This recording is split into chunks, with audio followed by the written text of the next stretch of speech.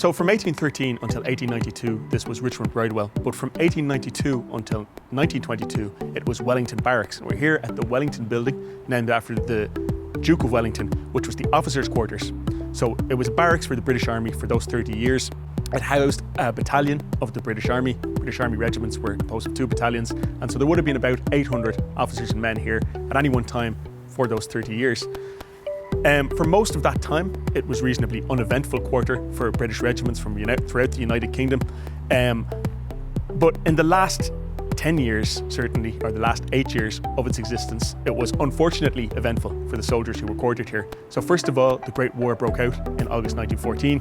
The East Surrey Regiment, who were stationed here at the time in the barracks, were sent off to the front. Many of them, of course, became casualties. In Easter 1916, the insurrection broke out in Dublin City by the Irish Volunteers and Irish Citizen Army in pursuit of an Irish Republic.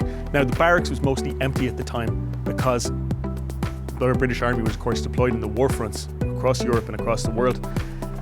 But there was around 100 to 200 people who were sick, who were reservists, cooks, cleaners, things like that here. And we have the testimony of one soldier who ended up here, Frank Laird. He was a Dublin man who had enlisted in the British Army for the war. He was an officer based in the Royal Barracks, so today Collins Barracks. But when the rebellion broke out, he was cycling over the canal and was directed hurriedly in here for protection.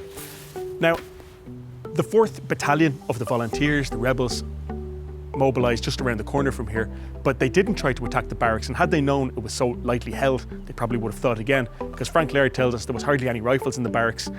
One soldier said they should hide on the upper floor so the rebels might leave them alone. But gradually during the week, reinforcements and arms were brought into the barracks. There was some shots exchanged with the rebels at Jacob's Biscuit Factory, machine gun exchanged fire with a clock tower or a church tower from the barracks. But mostly the soldiers here were basically left alone because the rebels didn't know how lightly it was held, like a number of other locations in Dublin City. Now, from 1919 to 1921, you had what we call the War of Independence, so the guerrilla campaign by the IRA, as the Irish Volunteers became known.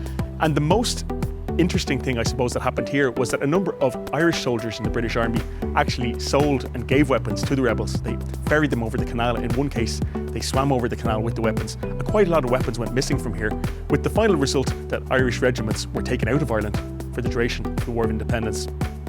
There were, however, some attacks. The active service unit of the 4th Battalion of the IRA mounted a number of ambushes on troops here from the barracks. There were ambushes on the area that became known as the Dardanelles around Angier Street, where many British convoys were ambushed, including soldiers from here. But in 1921, the Anglo-Irish Treaty was signed, creating the Irish Free State, and in 1922, the British Army evacuated this barracks, and that's what we'll talk about next. It became Griffith Barracks then, and Irish Army Barracks.